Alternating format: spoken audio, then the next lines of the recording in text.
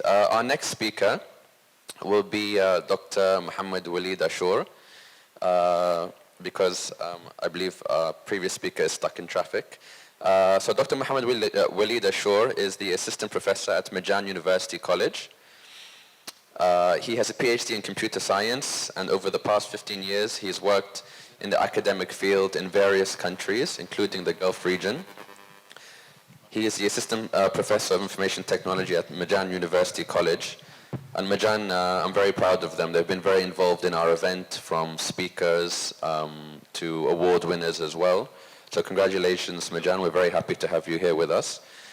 Dr. Mohammed Waleed also serves as the coordinator of technology projects, and he is the chair of the IT Research Committee. So Dr. Mohammed Waleed, over to you. Thank you very much for the introduction.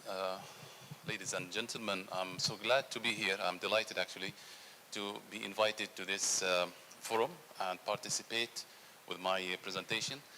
I would like to thank the organizers for the wonderful event, gathering all people, professionals together. Actually, it's very challenging to speak after all the wonderful presentations. Since yesterday, we have been hearing from many people about fourth industrial revolutions, about AI technologies, about all skills gaps. So I would like to touch in my presentation some of these things. If we can move to the next slide. Where? Here, this slide. Okay, so the outline of my presentation will just go through, first of all, the industrial revolutions through history, the first, second, and third. We'll just touch it in a quick one slide, and then we'll talk about the fourth industrial revolution, technologies driving the fourth industrial revolution. I'll talk about 2 or 3 technologies, current technologies, existing technologies, that are driving the industry 4, which are IoT, artificial intelligence, Internet of Behavior, and big data. We'll talk also about the artificial intelligence, machine learning, and deep learning, the future skills gap. And I have just went through some statistics in the European workforce survey for future skills. I hope that such a survey available for Oman and for the Gulf countries will be very useful for closing the gap in the future skills. Finally, we'll conclude and we'll give some recommendations regarding the skills gap. Okay, so starting with, just going backward to the, starting with the first, second and third industrial revolutions, where the first industrial revolution started when the first mechanical process established in the 18th century. And then 100 years later, the second industrial revolution started when the electricity introduced in the manufacturing process, moving toward the third industrial revolution in the 1968, where computers has established to process and function in industries. Other industries like communication, banks, all these incorporated the computers in their technology. Moving toward the fourth one, which started, let's say, early 2010 to 2014, where smart technology has been established. Smart technology like smart homes. You can control all devices, for example, to your home using just a piece of hardware, which is placed in your pocket. Using a software, you can control lights, you can control CCTV cameras, control devices at your home. Fourth industrial revolution has a lot of advantages, and also one main disadvantage, which is the future skills, future jobs. Are we going to keep our jobs with us in the future? Or robots, artificial intelligence are going to occupy it? This is a very good question that we may ask ourselves while we are in the fourth industrial revolution. So the global leaders in the World Economic Forum has just gathered, and on the top of the agenda, there was a very important point about the fourth industrial revolution and its impact on people and economies. and the technologies in the artificial intelligence, data science, big data, blockchain, virtual reality, robotics, Internet of Things, and Internet of Behaviors are deriving these, the fourth revolution. So I'll just touch basically on two main technologies, the Internet of Things and Internet of Behaviors. We started with the Internet of Things. Devices are controlled, several devices are controlled by a network using a platform. You can control the devices at your home, as I just mentioned earlier, using an application. Now, the Internet of Behavior here, we are incorporating technology to monitor the behavior of people. For example, in the medical industry, doctors can track the patients in order to give the correct or the perfect match treatment to that patient.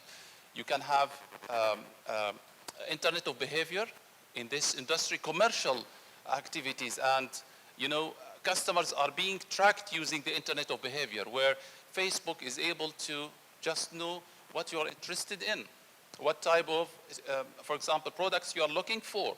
So they are tracking the behavior of the customers in order to introduce the best match, for example, products, commercial activities into the customers. So those technologies, starting from artificial intelligence, machine learning, and deep learning, are subcategories of each other. Mainly, when we say artificial intelligence, we just program machines in order to think, similar to human, which has been done several years ago. It's not actually, since decades, scientists are programming the machines in order to act like humans. For example, machine can make a decision. Machine can decide whether this, for example, image belongs to this category or that category. Now, the machine learning technology is a technique that's used to make the machine learn. A subset of the machine learning is the deep learning, which is more complex and higher in the complexity. I just talk about the types of machine learning here quickly in the next slide. Before that, I just would like you to hear 2 minutes video for Professor Murtaza talking about the big data and the challenge of analyzing big data. You can just play the slide.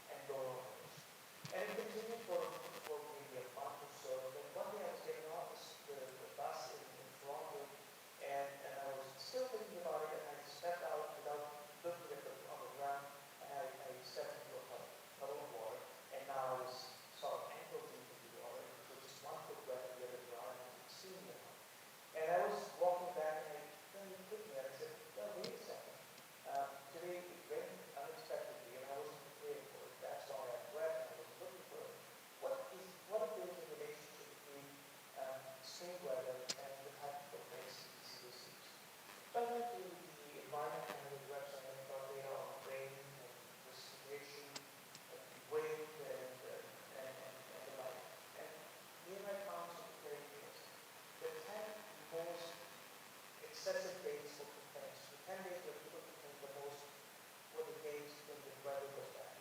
It was unexpected rain, extreme drop in temperature, too much snow, very windy day. So I went back to the TC's executive and I said, I've got good news and bad news. So good news is I know why people complain excessively on social media. I know the reason for it. Bad news is there's nothing to do about it. Next slide, please. So this was just an example of talking about big data. Big data, 500,000 complaints from a company that has been analyzed, and there was a relationship between the weather condition and the customer complaints. This is one example of analyzing big data. When you have such 500,000 data, you need to use the artificial intelligence techniques in order to analyze it and get the statistical conclusion about it.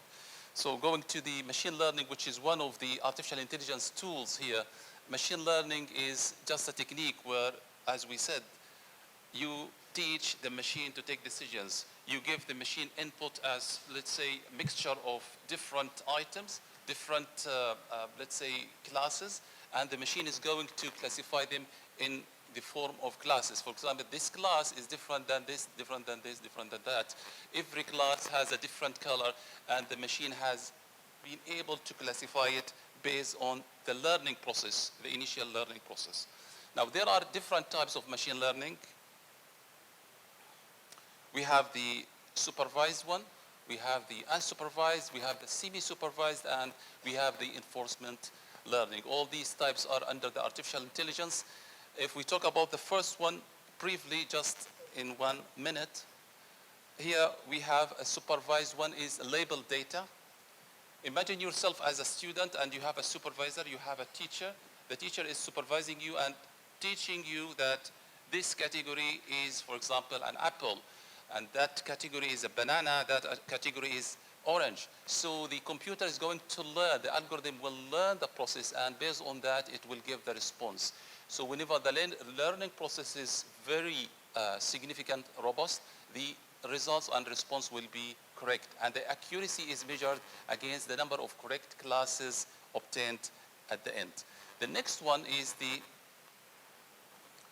the unsupervised learning, where this is called self-organizing or self-organized learning. You are giving the model or the algorithm different input data of different categories, and the computer is going to learn by itself and organize these categories to the correct one. And of course, there will be a margin of error here, which will be also measured in accuracy. But in this model, no supervisor, the algorithm will supervise itself, and there will be no labeled data. The third one is the combination or a combination of a supervised and unsupervised learning here, where you make the machine learn using a supervised input data and the unsupervised one. Usually the machine, first of all, in order to recognize several categories, it has to extract features. Each category has its own features. Those features will determine the class. For example, the features of apple will be different than features of banana, will be different than features of grapes. Based on the features, the system is going to decide which category is the correct one. The last one is in the machine learning is the reinforcement. The reinforcement learning here is the way the system will learn by itself using the trial and error. For example, the first input will be an apple to the system. The apple is going to give a response, a wrong response, that this is a banana, for example. A feedback will be given that this is a wrong answer, and the correct answer is an apple, for example. Then the system will note that, will learn it next time. If an input data similar to this will be given to the system is expected to give a correct and accurate answer. Okay. So as we said, we have different types of artificial intelligence. The narrow artificial intelligence, the general artificial intelligence, and the super artificial intelligence. Of course, everybody is familiar with the first category, which is the artificial narrow intelligence, where we're having it since decades. For example, computer vision, speech recognition, Google Translate engine, self-driving technologies. All these technologies are categorized under the artificial narrow intelligence. What about the artificial general intelligence? Here we're talking about the human robot. Everybody knows that a robot can just behave like what we used to see. A robot can just move from one place to another place in a very slow motion, while the human robot here is going to give you a different idea. I have just a short video here which went viral in the internet during the few days about one robot here. Just one more click, please. Unfortunately, the video is not working, but this is actually similar to a human, where you can find the eyes blinking, where you can find the motion of hands, similar exactly to the human. I don't know why it's not playing correctly. This is just a video. I can share it with you later. That model was proposed recently by the engineering arts and was incredible, exactly a human robot. Yeah, we can move to the next slide. Yes. Now after talking about these technical models of artificial intelligence, what do you think how do we close the gap of the future skills? What do we require? Actually, we require improving several skills that our colleagues talked about yesterday and in today's presentations, like soft skills, digital skills, and job-specific skills. In soft skills, developing the problem-solving skills, adaptability skills, and creativity skills, which was discussion yesterday. There was a discussion about these kind of skills and how to improve it. Digital skills, actually, not everyone from the IT background is supposed to deal with IT applications. Nowadays, we can see that we have the social media. Those people who are involved in the social media, they do their videos, they do the Photoshop thing by themselves, right? They are not coming from the IT background, so they have the digital required skills for the future. So learning how to deal with applications, how to deal with multimedia applications is an essential skill in the coming future. Actually, currently is a very important skill. And finally, the job-specific skills. What specific skills into your job are needed? For example, if you're working in the industry of IT, oil and gas, or any other industry, you have to develop the job skills.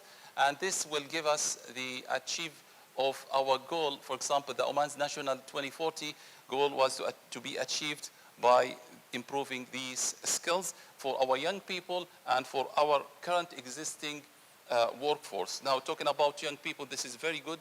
If we would like to improve the skills in our young people and build it starting from school level till university, but what about the current workforce? What about the current employees who are maybe threatened to sacrifice with their jobs because of technology? So what should we do with this sector, actually? I have some recommendations at the end of my presentation about some organizations like training centers, universities, that should take the major role in developing and engaging these people into vocational and training so that they can carry on with the challenge and they can overcome the challenge, actually. There was actually a survey here by the European Workforce Future Skills. Actually, I wanted to see such a survey for Oman or for Gulf region. It would be very interesting that the lack of digital skills is about 43%, where here the labor force, the average age or the median age of workforce in Europe is 43.1 years, where we have here actually more young people. The Middle East or maybe the Gulf countries, the average age I expect in the 20s. So we have young people, they can be engaged into these technologies. One more figure here is interesting, which shows a positive attitude in terms of different categories. Workforce are ready to be proficient. They are already proficient in IT advanced technologies and in technical hardware, learning skills, communication skills, teamwork, and other problem-solving skills. What we can see here that 52% of the workforce are already proficient, where 48% are ready to learn and ready to be equipped with the new latest technologies. The next figure here shows also that there is a higher priority actually in giving the education and training here rather than measuring the restriction and the advance of automation. Here, the real workforce are ready to improve the skills available, and they prefer to improve their education. They are ready to equip themselves with the necessary professional skills rather than sacrificing with their jobs. We can make a conclusion here at the end. The majority of workers are ready to be equipped with the knowledge in the future so that they can be able to continue with technology. And we have low-skilled workers who can be behind unless an appropriate action can be taken through getting them trained, getting them ready to proceed with the technology. And the government has to ensure actually the awareness of Industry 4.0, which is the artificial intelligence technology that is taking the jobs of the current existing workforce. Government should also provide the right environmental or the environment to stakeholders to close the gap, as we just mentioned, the involvement of the universities, the professional centers, facilitators, in order to provide correct curriculums and correct training, correct, let's say, up-to-date programs for students, and even trainings for the current workforce in order to equip them with the skills needed for the future. That was just some recommendations. We were talking about fourth industrial revolution, so how would be a fifth one which will come in the coming future? We're talking about here robots that are, very similar to the humans. What do you think in the future will happen? The meta technology has been also discussed earlier, and this is very scary.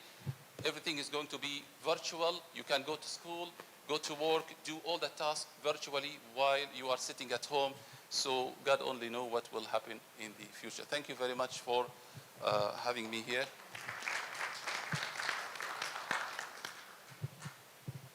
Thank you very much, Dr. Mohammed Waleed Ashour. Thank you.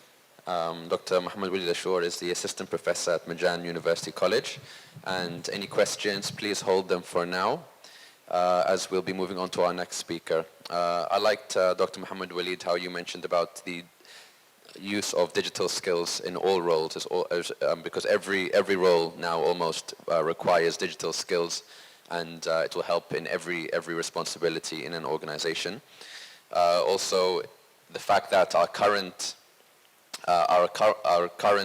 people in our organizations also need to be upskilled, not just those who are coming through universities and schools and training institutions. It shows the challenge that we face when it comes to future skills. Thank you also for explaining about what AGI is, Artificial General Intelligence, and that video about the super AI we can play later when we can get it to work, because we're very excited to see what that is.